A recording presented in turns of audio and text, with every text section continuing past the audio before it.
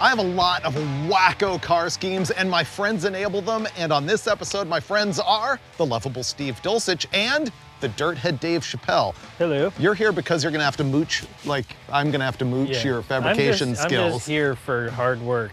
It's gonna be tough. What are we here for? I guess I've got the time off. No, you guys knew the job was dangerous when you accepted it, because here's what we're gonna do. We're gonna turn my 1970 Jeep Wagoneer into the Dragoneer. This has been a scheme for so long. My goal is to make it totally drivable on the street, but surprisingly quick on the drag strip. I'm not calling out a number. What's surprisingly quick for a Wagoneer? Oh, I would say anything better than 11 flat would be pretty good. So in the tens? Yeah. What do you think? I just think you like the name Dragoneer and you had to run with it. I don't know about time. This is a deal like Hemi Gremmy where I came up with the name and had to build a vehicle and this is not your first trip in the old Dragoneer, right? No, it's not. But this is the time we're actually going to make dreams come true for you, Freiburger, and it's been a long time coming. I think actually the goal for this episode is not going to be to make it run and drive. What we're going to do here is show you how to put an engine, trans, and axles into a vehicle that was never intended for those particular engine, trans, and axles. So we're going to pull out the Buick 350 and all the four-wheel drive stuff and everything, and I'm going to install, yes, an LS engine. Of course we are. Of course. And we've never done it on garage that I can recall. We never have. Yeah. So hold your cars and letters. I don't want to hear it. All you guys do is, that's all you guys do is LS swaps. Yeah, it's that's coming. Exactly it. All right, I'll tell you more about this as soon as we drag it out of the goat poop and into the shop. We're gonna see if Steve's Durango here has the guts to pull a Wagoneer with two flat tires out of here. So the Jeep Wagoneer started in 1963. It was designed by a guy called Brooks Stevens. And of course, it became the body style that became full-size Jeep trucks. And the Wagoneer lasted forever. 1963 to 1993, they were the first vehicle that was designed and marketed as like a family sport utility vehicle. It was a four-wheel drive station wagon, but I'm stoked on this. I figure my best ideas are the ones that last for years instead of just like the fleeting fantasies that I burn out on. And I've had an idea for the Dragoneer for a long time. This is the third one that I've purchased. If you look back in the history of Roadkill and Roadkill Garage, you can see that I got one out of Colorado that Rick Payway and I did an episode of Roadkill Garage with, and that thing was just nice. I couldn't bring myself to tear it up, and so I sold that one. And then later, there was one that I got up in Washington State that was a 67 with a Buick V8 and a 3 on the tree. Once again, I fell in love with it because it ran and drive so good and I couldn't tear it up. Now this one is a 1970 and it had been abandoned for like decades. So much abandonment that, check this out, the paint is all checked, or not even checked. It's like got weird, almost artsy looking lines all the way down here. There was vines stuck to the Wagoneer, and when ivy was pulled off, it took paint with it. But anyway, I figured this was enough of a beater. I know that those guys aren't gonna let me off the hook. I cannot fall in love with this and go, I can't tear it up. We're actually gonna like hack on this thing. We just need to get it in the shop, and that tire is history. How far do you want it, Dave? Right there. We pushed this garbage in the shop and a discussion ensued. We were talking about what this thing weighs and therefore how quick it might be at the track. I was on the light end. I said 4,800 pounds. I said 61, which was probably me talking too fast. Yeah, no. But typically I play Price is Right rules, closest without going over. Okay. This time it's just closest. Just closest, and Just you? closest, yeah. It's 5,000 pounds, guy. 5,000? 5,000? All right, Steve and I are pretty close. We're about to find out.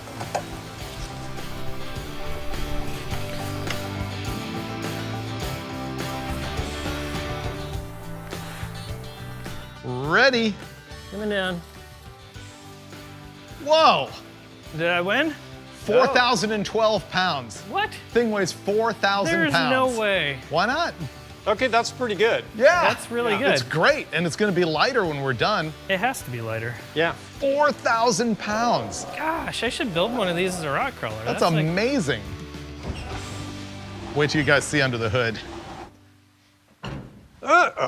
Dude. It's nasty. Oh, it's all wet rat poop, too. Oh my gosh. I don't think that's rat poop. That's chicken damage. What do you call this? That's chicken.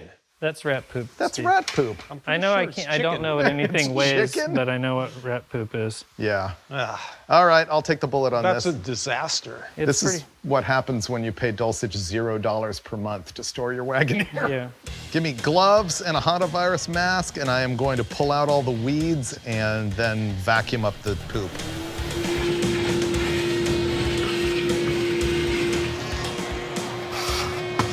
Can you guys pull a hood off?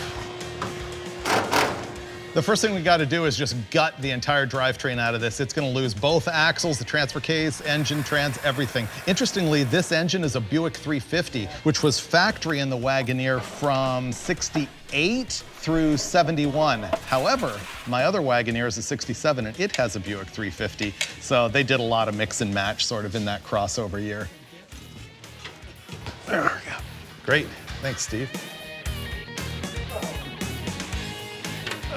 Look, it has a block heater. I found a receipt inside that said it was in Montana at one time, so who knows? All right, we're going outside. Our hope is that we can forklift the engine, trans, and transfer case out of this all at once. Turns out the tires held air.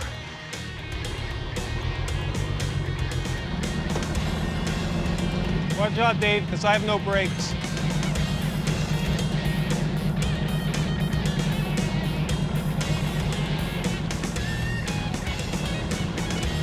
Wow, great. Let's try and go up and push the car back a little Yep. bit. Okay, you guys ready? Yeah. Yep. Oh, Perfect. nice. We got this. Yeah. Yes, that's a score. All right, Steve, stop, stop. Let's move the vehicle back. Okay. That is free. It's like catching a swordfish.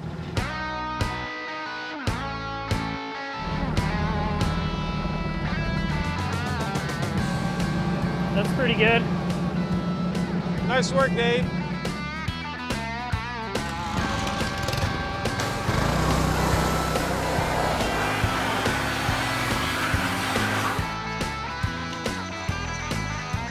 Pressure wash done.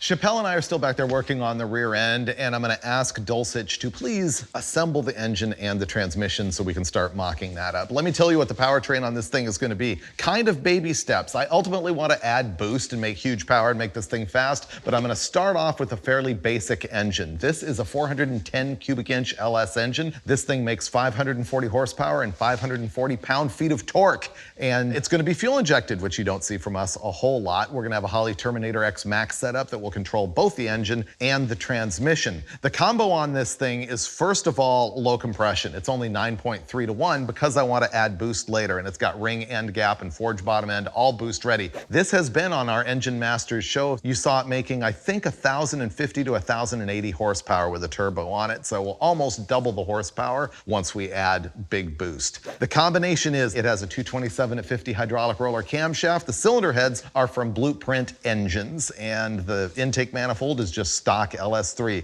Now the transmission is another Gearstar unit. You've seen us use these things for almost 15 years now. It's a 4L85E General Motors 4-speed automatic transmission with overdrive and a lockup torque converter from Yank. But the big deal is that it also has a trans brake. This will be electronically controlled by that Holley Terminator X Max, and it's gonna allow me to have a full-on drag race transmission that also has overdrive and a lockup converter so that I can drive the thing anywhere. The other thing that makes this trick is not only all of the special internals that can handle 1,000 horsepower and 1,000 pound-feet, but it's also that it has a Reed SFI bell housing. That can be used as an adapter to put this on any kind of engine. In this case, it's just there for the safety aspect of it. It's gonna be NHRA legal once I get the Wagoneer running the kind of speeds that I am hoping for. But meanwhile, that thing will allow me to like cruise on the street, no problem, while still having drag race violence. So that's our Gearstar 4L85E.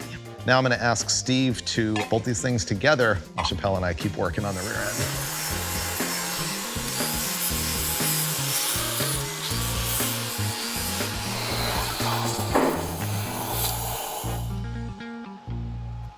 We've got everything mocked up here now with our new position of inboarding the leaf spring and hanging the hangers underneath the frame. Dave's putting weight on it right now so we can see where we're gonna be. And it looks like our center is gonna be perfect. We have a plumb bob, which should be the center line of where the axle should fall to center the wheel in the wheel well. It looks good. It's coming off the jack stands there. Yeah, so that's full weight on it. The spring is perfectly flat. We have plenty of room to swing the cowl tracks up here. I think we're doing all right.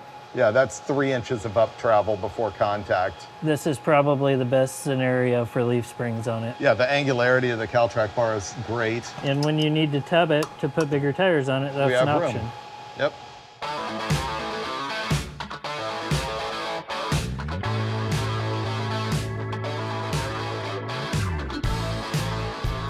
Well, we did a lot of thinking. I have now reached the end of my usefulness to Dave Chappelle, so you're gonna keep going on the rear suspension, right? Yep, I got this. Hack, weld, grind. Yeah, I got the plasma cutter all dialed in. I'm making boxing plates. It's gonna be good. Steve, you've got the engine and transmission together. You're on assembling the front axle. Yes. I'm gonna tear the booster off the firewall because I'm gonna make a plate and modify it and just put a single master cylinder on it and it'll be out of the way of the motor. Cardboard, now steel. I'm gonna go clean the frame a little bit and weld one of these in, and weld one that way. This side's strong enough that I can cut the other side and start pocketing it. Freaking nailed it. Chappelle's moved on to boxing my rear frame. Steve's working on grinding a spring plate so he can mount the front axle. I just removed the entire master cylinder, and I need to figure out how to put this new one on there. Obviously, I'm converting from power to non-power brakes. I'm using the lightweight aluminum Mopar type master cylinder. The other thing that this can be handy for in engine swap applications is that the original master had the lines coming off this side. This has them coming off this side, so it keeps it away from the engine. Not gonna be a clearance problem here, but a tip for you in the future. Look at this cast iron plate that they have bolted to the firewall from the back side. It's actually pretty cool. It stiffens the firewall. Sometimes if you put a master cylinder on a custom fabricated job, drill a couple holes and mount it, the whole firewall will flex when you step on the brake. That's not gonna happen with this. So my plan is to take that off, mark it, drill it, and tap it so that I can bolt this master cylinder right on.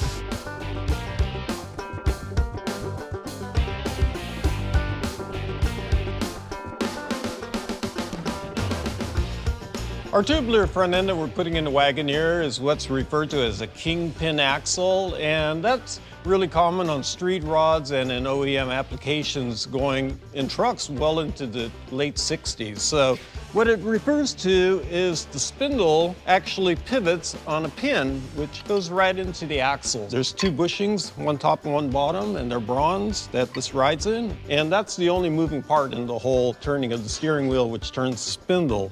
There's a bearing that goes right at the bottom. That's the load side of the assembly when the car is sitting on the ground. And I'll check how much clearance there is once I have the bearing in there and choose an appropriate shim, so I've got 0 play. It works really well when everything's brand new, and it's completely rebuildable with a new pin and new bushing. So this is gonna be pretty good.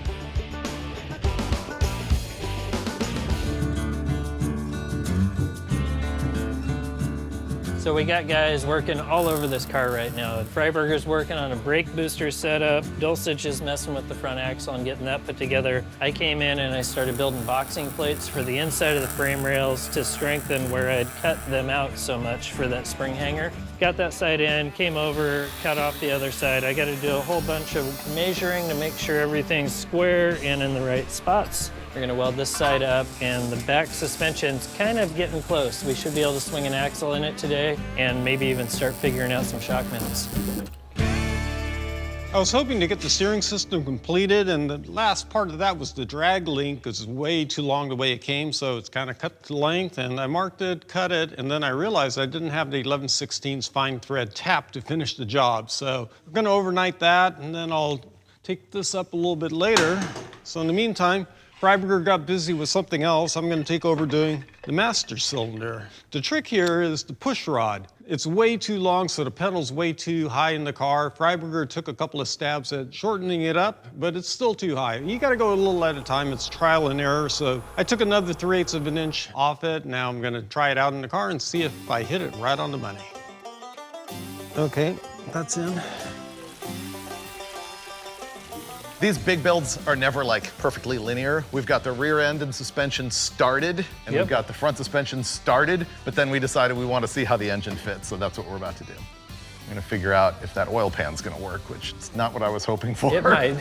We're gonna install the engine and then actually throw the trans in up from the bottom. Not sure why. Steve wanted to do it that way, and Dulcich is usually right. That's why. All right, swing her in, Stevie baby. Incoming. And we need a windshield. Okay, I think your arc of deployment will solve the clearance problem. The arc of descent. Steve loves descent. I think we can go back with it a little bit. See, they did manufacture all vehicles to accept LS power. Yeah. It's true. Okay, can you go down more? It'll arc in as we go. Look at that. These mounts are perfectly aligned with the stock motor mount holes. The motor mounts look great right now. Stop right there. If the engine landed there, I'd be pretty happy. It can go lower than that. It will. The whole engine needs to be right there. That's where it wants to be. This is unbelievable. The stock motor mounts on the frame, I should say motor mount brackets, line up perfectly with the bolt holes for the motor mount on the side of the LS block. I was able to get this Summit Racing kit that is a bolt-on adapter to use a small block Chevy type solid motor mount, or I chose to use solid. They can do anything. And you can mount it here, or here, or here, or here. So there's a lot of different options, and it looks like this will almost slide over the frame. So we're gonna get nuts here and bolt these on and find out if we don't even have to build motor mounts. I know we're gonna have to modify something, but man, it's close.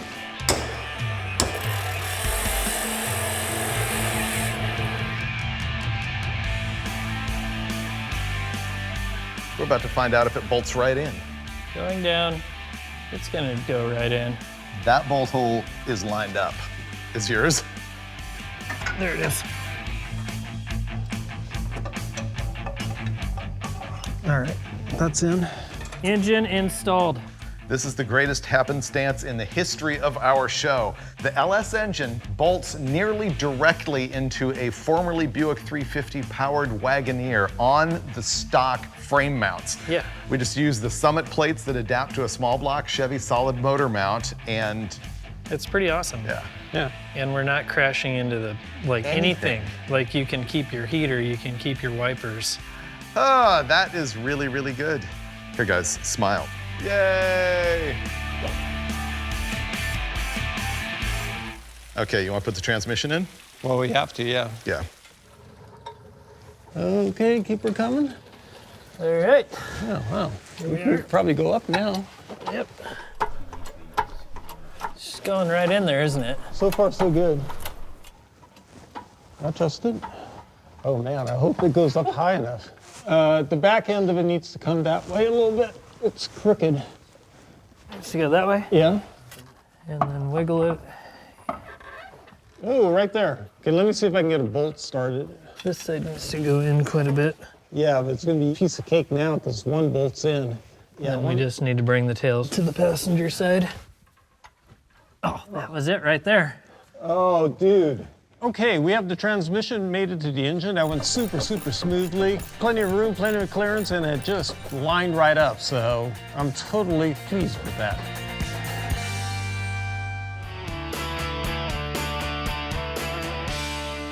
I've got everything ready to install the radiator, and what I did to mount it is I welded studs into the core support. I cleared everything out of the way, like the battery tray and miscellaneous different pieces of sheet metal that was interfering and were gonna foul this really wide radiator. So I've got rubber grommets on these studs as a shock mount, and on the flange, of course, I've got a matching bolt pattern. The bottom ears are slotted so that it can just drop on the bottom studs, rest there, and then I swing it into the top ones. At least in theory, that's my idea. Oh, look at that. It fits like it was made for it. That radiator is installed. I think we've gone about as far as we can go. This time, we're about to slam the hood on, put the wheels and tires on, set it down. Hopefully the ride height makes me happy.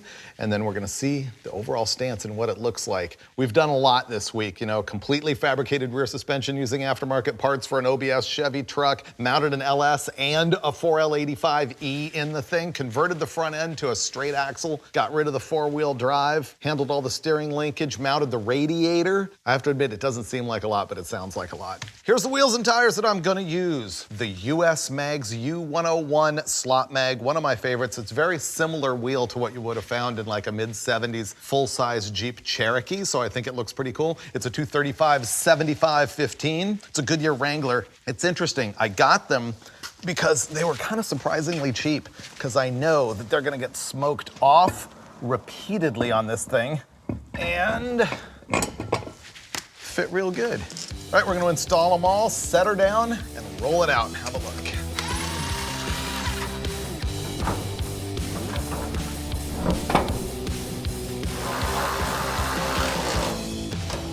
Coming down. The stance is bitchin'. Nailed it. Okay, ready to come out. Give it the ka-chow stance. Yeah, of course. Man, Chappelle and I were talking the other night about everything that we've done this week in 5 days. We added up all of the man hours. If you took this to a shop at $150 an hour, just the man hours would be $10,000. Oh man, Yeah. come on, Freiburger. I know. I shouldn't have brought that up some skin, brother. Dulcich will be that guy. But my point is, if you have some crazy scheme and you want to see it realized, really the thing to do is grab a couple buddies, have a fantastic shop, have a whole bunch of parts, have as much time as you can pull off, and you can actually make it happen. Oh yeah.